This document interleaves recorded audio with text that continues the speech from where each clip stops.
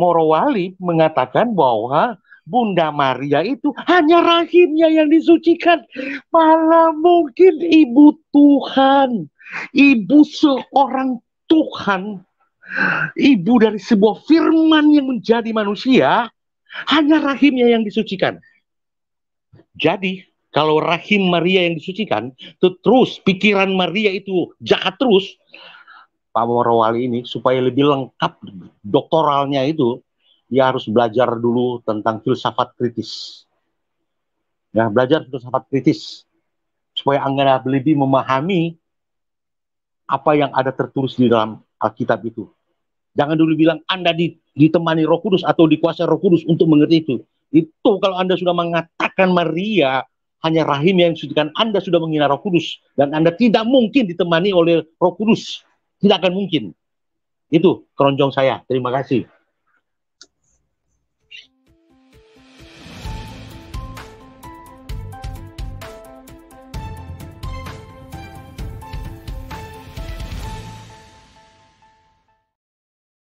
Assalamualaikum warahmatullahi wabarakatuh. Berjumpa lagi dengan AMC News ya, channel Kota Berita yang menyajikan informasi seputar dunia debat lintas agama yang tepat, cepat, akurat, dan terpercaya.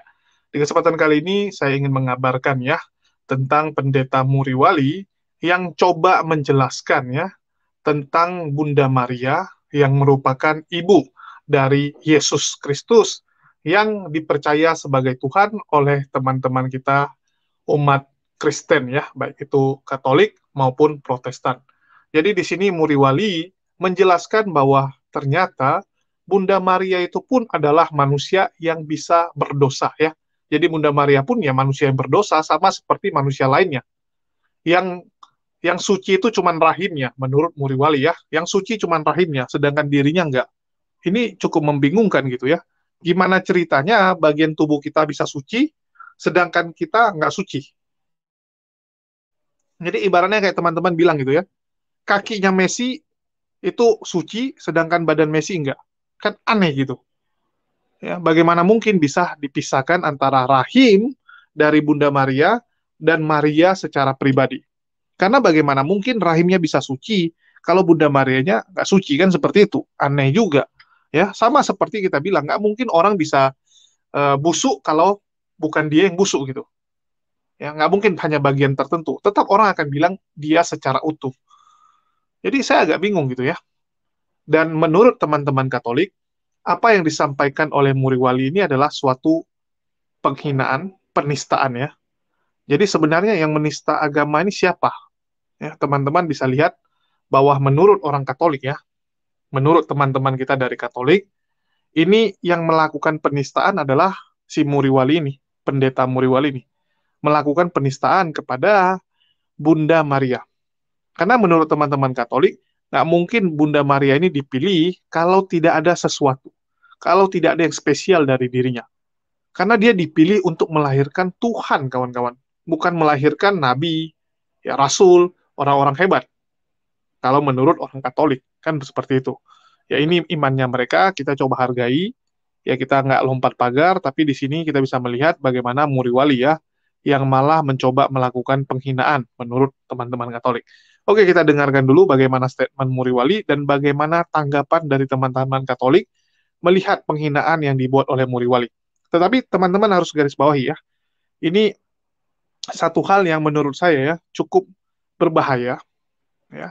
Dan kita sudah sering melihat bagaimana teman-teman Protestan itu coba melakukan penghinaan-penghinaan kepada orang Katolik. Sebelumnya udah ada si Sob Katul ya, yang terakhir terdiam saat ditantang debat, terdiam seperti ayam sayur. Berikutnya juga sudah ada Edis yang menghina penyembahan orang-orang Katolik kepada patung ya. Dan masih banyak yang lain gitu. Padahal udah dijelaskan bahwa mereka nggak nyembah patung. Tetapi Edis terus memfitnah orang-orang Katolik. Dan kembali ya, ini Muriwali sekali lagi juga ditampol sama teman-teman Katolik. Kita dengarkan dulu, nanti baru kita kasih tanggapan di akhir video. Nah, saudara, tanggapan saya yang pertama itu adalah bahwa apa yang dimaksud dengan menghina Bunda Maria sih sebetulnya ya. Kalau maksudnya menghina, memaki-maki, mencela, maka saya berkata jangankan Maria atau para nabi perjanjian lama atau para rasul perjanjian baru atau tokoh-tokoh Alkitab yang pernah dipakai oleh Tuhan secara luar biasa. Jangankan menghina mereka, jangankan menghujat mereka, ya. Menghujat, menghina, memaki-maki musuh saja itu sudah salah, saudara. Itu sudah salah karena Tuhan Yesus memerintahkan kita untuk mengampuni musuh, untuk berdoa bagi mereka yang menganiaya kita. Ya, jadi kita tidak diperintahkan untuk menghujat atau menghina. Jelas itu salah, apalagi menghina Maria. Tetapi bisa jadi maksudnya dengan istilah menghina Maria atau menghujat Maria ini adalah mungkin ya bisa ditujukan kepada kelompok Protestan seperti saya yang mengatakan bahwa Maria pun adalah orang berdosa. Karena Alkitab jelas berkata, semua orang telah berbuat dosa dan kehilangan kemuliaan Allah. Roma 3 ayat yang ke-10 mengatakan bahwa tidak ada seorang pun yang benar, seorang pun tidak. Semua orang telah menyeleweng dan seterusnya, saudara. Jadi Maria adalah manusia dan dia pun berbagian di dalam dosa manusia pada umumnya. Maria adalah orang berdosa. Ini pandangan Protestan yang berbeda dengan Katolik yang mengatakan bahwa Maria itu dilahirkan tanpa dosa. Karena Maria dilahirkan tanpa dosa, maka dia boleh melahirkan Sang Juru Selamat, Yesus Kristus itu juga tanpa dosa. Nah, yang kita percaya, yang Protestan percaya yang tanpa dosa itu hanyalah Yesus Kristus dalam kemanusiaannya, dalam natur kemanusiaannya. Dia tidak berdosa. Alkitab jelas mengatakan Yesus tidak berdosa. Tipu tidak ada dalam mulutnya. Segala sesuatunya itu sama dengan manusia, tetapi hanya satu yang tidak sama, yaitu Yesus tidak pernah berbuat dosa. Yesus suci sepenuhnya. Maka jelas sekali informasi dari Alkitab bahwa yang suci satu-satunya hanyalah kemanusiaan Yesus Kristus atau natur manusia Yesus. Sedangkan Maria sama dengan semua orang lain juga adalah orang berdosa. Nah, kalau ini dianggap sebagai menghujat atau menghina Maria, maka saya katakan itu bukan menghujat, itu bukan menghina. Itu jelas kita menyampaikan apa yang dikatakan Alkitab bahwa semua orang telah berbuat dosa. Di dalam satu bagian Alkitab yang berisi tentang doa Maria, juga dikatakan di sana bahwa Maria itu memanggil Tuhan sebagai juru selamatnya. Nah, kalau Maria memanggil Tuhan sebagai juru selamatnya, maka dia pun berarti tidak luput dari dosa. Itu konsekuensi logisnya. Karena yang tidak berdosa atau manusia yang tidak berdosa tidak membutuhkan juru selamat. Karena dia tidak berdosa dan tidak perlu mati dalam dosa, tidak perlu dihukum karena dosa. Maka dia tidak perlu juru selamat, saudara. Ya. Jadi kalau dikatakan bahwa menghina Maria itu adalah mengatakan bahwa Maria adalah orang berdosa sama seperti kita, saya katakan itu bukan menghujat, itu bukan menghina, tetapi kita hanya menyampaikan fakta yang dikatakan Alkitab. Ya. Lalu saya lanjut kepada poin yang kedua sekarang, tanggapan yang kedua, yaitu mengenai menghina Maria sama dengan menghujat Roh Kudus. Kok bisa? Kok bisa disamakan? Apa itu dosa menghujat Roh Kudus?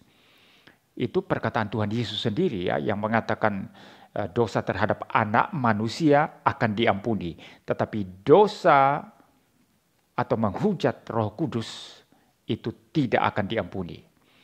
Nah, dia sedang berbicara dalam konteks sedang berhadapan dengan orang Yahudi yang terus-menerus menuduh Yesus itu sebagai membuat klaim-klaim palsu, menuduh Yesus sebagai berasal dari setan dan lain sebagainya.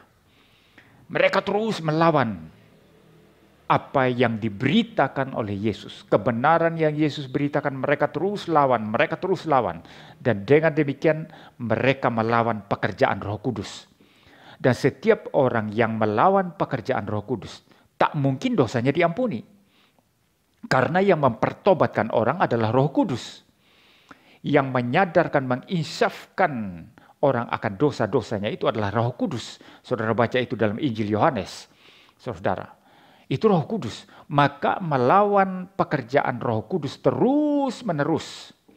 Ketika ada orang memberitakan Injil, ketika ada orang memberitakan kebenaran, yang itu semua adalah pekerjaan Roh Kudus, ya, adalah tuntunan dan pimpinan Roh Kudus. Lalu orang terus melawan, terus melawan. Ya, tidak ada pengampunan. Pengampunan bagaimana? Dia tidak ada pertobatan. Dia melawan Roh Kudus. Maka dalam konteks ini Yesus berkata, dosa terhadap anak manusia bisa diampuni, ya. Tetapi melawan terus-menerus pekerjaan Roh Kudus, dosa terhadap Roh Kudus, hujat terhadap Roh Kudus, tak mungkin diampuni. Karena Roh Kuduslah yang mempertobatkan orang. Ketika engkau melawan Roh Kudus terus-menerus, tak mungkin dosamu diampuni. Ya, jadi apa itu dosa yang tidak dapat diampuni? Adalah melakukan perlawanan terhadap Roh Kudus. Nah, apakah ini sama dengan menghujat Maria atau menghina Maria? Tentu tidak sama. Ya, kalaupun orang pernah menghujat atau menghina Maria, lalu suatu saat Roh Kudus bekerja dalam hatinya, dia percaya Tuhan Yesus sebagai Tuhan dan Juru Selamatnya. Saya percaya dosanya diampuni. Sekalipun dulu pernah menghina atau menghujat Bunda Maria, dosanya pasti diampuni. Karena itu tidak sama dengan dosa menghujat Roh Kudus. Ya, dosa menghujat Roh Kudus adalah melakukan perlawanan terus-menerus terhadap pekerjaan Roh Kudus. Dan itu tidak sama dengan dosa menghina Maria. Ini tanggapan saya, saudara. Semoga kita menjadi orang Kristen yang bijaksana.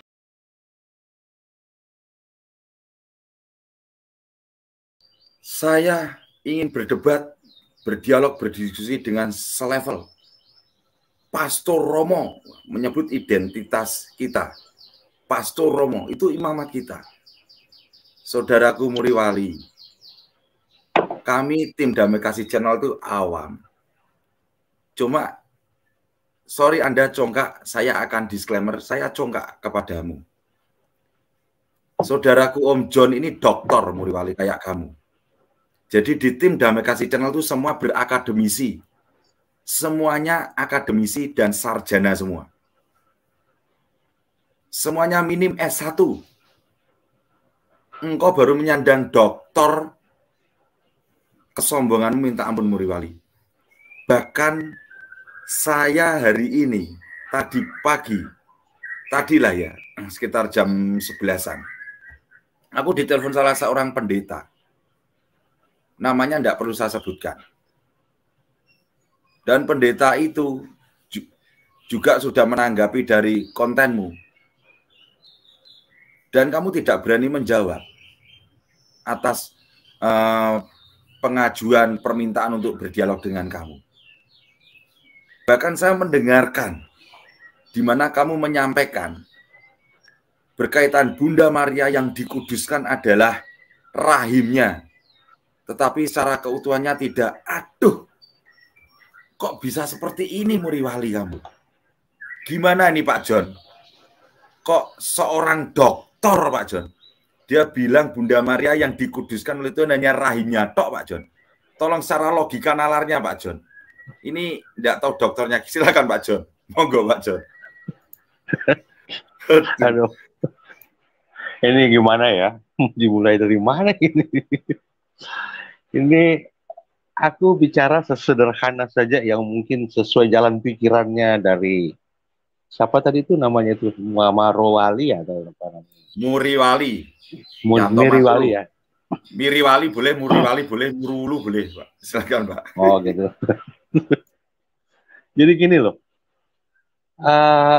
Entah bagaimana dia saya mau katakan apa dia menafsirkan atau dia merenungkan itu lalu dia ucapkan itu berdasarkan pikirannya dia atau dari keilmuannya dia. Ini apa ya? Saya nggak tahu dari mana, dari cara apa dia mengucapkannya itu. Kalau mengatakan bahwa Bunda Maria itu hanya rahimnya yang disucikan. Kira-kira kalau saya katakan begini, kira-kira kalau Bunda Maria rahimnya disucikan, mengandung firman Allah, disucikan, tapi pikirannya dia itu jahat, itu gimana ya? Ini gimana ya mau dibilang itu ya, kalau tiba-tiba pikirannya dia jahat gitu. Misalnya dia lagi mengandung firman Allah nih, terus dia jalan-jalan ke sana kemari, Ya kan? Zaman dahulu kan di bangsa Yahudi itu kalau acara pesta itu kan, wah itu berhura-hura. Terus tiba-tiba dia melakukan sesuatu lah yang tidak sesuai dengan firman yang dia kandung itu. Itu kira-kira gimana itu? Ya, cobalah nanti yang mengatakan itu yang jawab sendirilah. Itu. Ya, ikut jalan pikirannya dia ya. Yes. Terusnya lagi, kalaupun memang dia seorang pendeta ya kan, kalau dia seorang pendeta, kenapa sih tidak membaca keseluruhan dari kitab suci? Ya, itu betul. Harusnya dia membaca secara lengkap, membaca lalu kemudian merenungkannya perlahan, lalu kemudian meminta Roh Kudus untuk menuntun ya, supaya jangan sampai mengucapkan kalimat yang kayak gitu ya. Rahim Maria aja saja yang disucikan. Aduh, gimana ini menghina, sangat menghina Tuhan ini. Sangat menghina Roh Kudus ini. Iya, Pak John. Itu Pak John. Ya. Sebentar, ini kaitan Pak John ini keren. Ini menghina Roh Kudus. Tapi kita lihat videonya dulu Pak John ya, di mana dia ingin mencoba, istilahnya kalau boleh disclaimer, menantang pastor-pastor kita Pak John. Kita tonton aja videonya seperti apa Pak John. Sebentar aja. Ya coba deh, ya aku lihat dulu. Siap. Oke.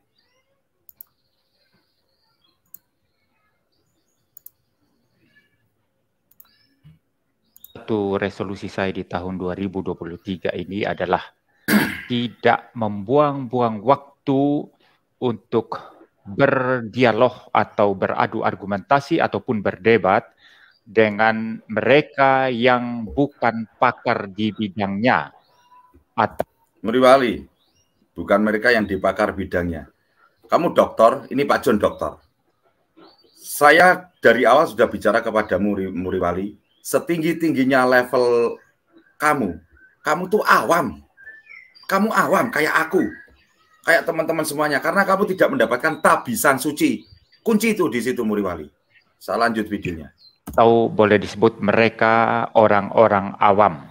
Misalnya dalam hal teologi, saya tidak akan lagi berdebat, apalagi debat secara formal, dengan orang-orang yang hanya modal belajar dari Facebook, modal belajar dari YouTube, atau dari tempat-tempat lain di media sosial, lalu menganggap diri sudah jadi apologet atau pembela iman. Ya, saya tidak akan membuang-buang waktu lagi dengan orang-orang semacam itu.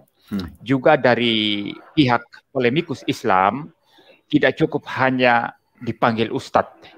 Saya harus memastikan gelar akademik mereka, saya harus memastikan track record mereka secara akademik, jelas atau tidak. Baru saya menerima undangan debat secara formal. Demikian juga misalnya kalau dari pihak saudara-saudara yang beragama Katolik, ya, dari Kristen Katolik, maka dia haruslah romo. Ya, kenapa harus romo atau pastor? Luar biasa. Dia seorang pendeta yang juga sudah belajar teologi secara formal bertahun-tahun. Jadi, oke, cukup Pak John. Silakan tanggapi Pak John dalam hal ini. Aduh, pertama yang kesan yang muncul di saya itu, ini keangkuhan rohaninya luar biasa. Sangat-sangat luar biasa. Jadi seolah-olah yang hanya bisa diberikan pengertian oleh pengertian yang dari Roh Kudus itu hanya seorang wali dan yang sederajat dengan dia lah. Gitu. Oke, gini aja deh. Aku singkat-singkat saja. Karena dia hanya mau berdebat dengan yang selevel dia. Maka gini aja. Aku mau tantang dia, bukan mau tantang dia. Aku ingin dia yang berdebat sendiri dengan pikirannya sendiri melalui ayat-ayat yang ada di dalam Alkitab gitu, ya. Karena kan mereka itu lebih senang dengan sola scriptura, ya. Yes. Oke deh. Lanjut, Pak. Kita coba kalau Pak Morowali mendengar ini, ya, atau menonton ini Damai Kasih Channel, coba Pak Morowali baca Roma 1 ayat 1. Roma 1 ayat 1, ya. Ini Roma 1 ayat 1 ini surat Rasul Paulus kepada umat di Roma gitu. Saya perjelas saja begitu. Bukan cuma Roma 1 ayat 1. Surat Rasul Paulus kepada umat di Roma, Roma 1 ayat 1. Bunyinya begini. Coba ini Pak Morowali ini berdebat dengan pikiran Pak Morowali sendiri. Dari Paulus, hamba Kristus yang dipanggil menjadi rasul, garis bawahi, underline-nya ya, yang dipanggil menjadi rasul dan dikuduskan. Saya ulangi ya, dari Paulus, hamba Kristus Yesus, yang dipanggil menjadi rasul dan dikuduskan. Waduh, ini dahsyat ini. Seorang Saulus yang tadinya memburu umat-umat yang percaya pada Yesus, dibawa kepada Mahkamah Agung untuk dibunuh atau dihukum dan sebagainya.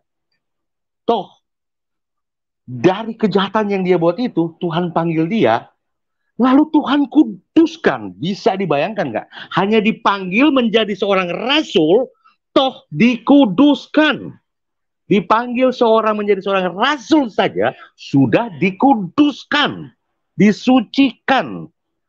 Kok mengatakan, Morowali mengatakan bahwa Bunda Maria itu hanya rahimnya yang disucikan. Malah mungkin ibu Tuhan, ibu seorang Tuhan, ibu dari sebuah firman yang menjadi manusia, hanya rahimnya yang disucikan. Jadi, kalau rahim Maria yang disucikan, terus pikiran Maria itu jahat terus, tolong Pak Morowali jawab ya, kira-kira bagaimana itu Pak? Menurut teologianya Bapak dan levelnya Bapak. Yang kedua, ayat yang kedua, Roma 1 ayat 7. Kepada kamu sekalian yang tinggal di Roma, yang dikasihi Allah, yang dipanggil, saya ulangi ya, yang dipanggil dan dijadikan orang-orang kudus. Kalau tadi Rasul Paulus dipanggil dan dikuduskan, ini ada orang-orang lain juga yang dipanggil dan dikuduskan. Dikuduskan, disucikan. Bagaimana mungkin mau disamakan dengan Maria, ibu dari Tuhan, bahwa hanya rahimnya yang disucikan. Ini ngeri loh. Anda itu sudah menghina Roh Kudus. Sudah menghina Roh Kudus. Anda tahu nggak bahwa Maria itu mengandung dari Roh Kudus? Mana mungkin hanya rahimnya yang disucikan? Aduh, betapa dungunya seorang pendeta bergelar doktor teologi. Waduh, Pak John, boleh saya bertanya ya. Pak John? Ya. Boleh saya bertanya, mohon maaf Pak John, mohon maaf, disclaimer Pak John, disclaimer. Apakah ini termasuk pengajaran sesat Pak John? Orang ini Pak John? Ya, aku pikir ini sesat ya. Ini sudah dikutuk dari zaman dahulu, dari zaman abad pertama sudah dikutuk. Sudah dianatema ajaran-ajaran kayak gini. Kok muncul lagi di abad sekarang? Ini karena apa? Karena ya menjadikan dirinya seorang paus. Begitu. Paus Morowali gitu. Itu. Ya ada banyak lagi ayatnya nih. Itu tadi ya, yang dua saja. Ya, hanya ayat yang lainnya itu 1 Korintus 1 ayat 2.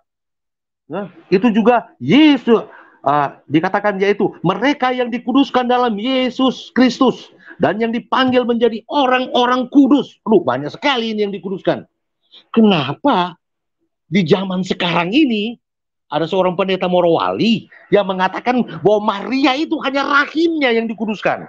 Ini menghina Roh Kudus. Saya ulangi, ini menghina Roh Kudus. Dia adalah seorang, Maria itu adalah mempelai dari Allah Roh Kudus. Mempelai Allah Roh Kudus. Jangan Anda menghina dia. Hanya rahimnya yang disucikan. Fatal itu adanya. Saya kira singkat seperti itu aja dulu.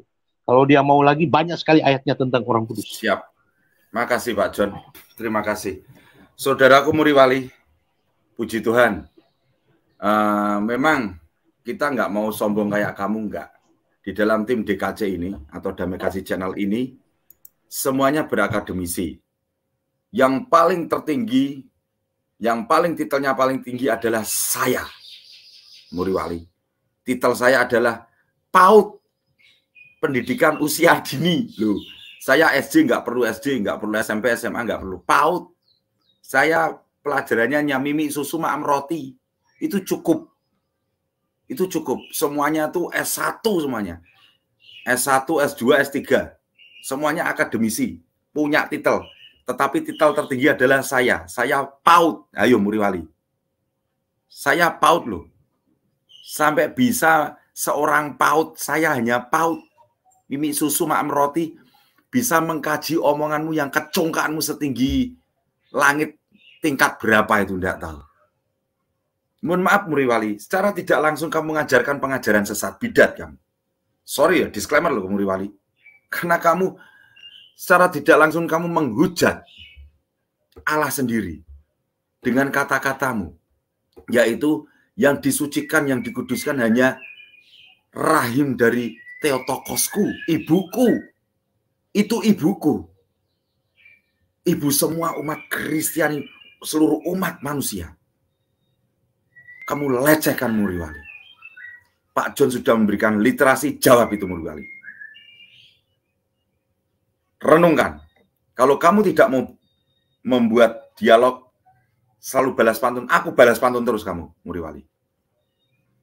Terima kasih masih ada pendeta-pendeta yang baik untuk berkomunikasi dengan kami, tim Damai Kasih Channel dari Katolik.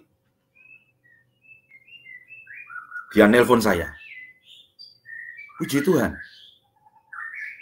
Orang ini baik orangnya. Pak John ingin menyampaikan sebelum kita tutup, Pak John, silakan.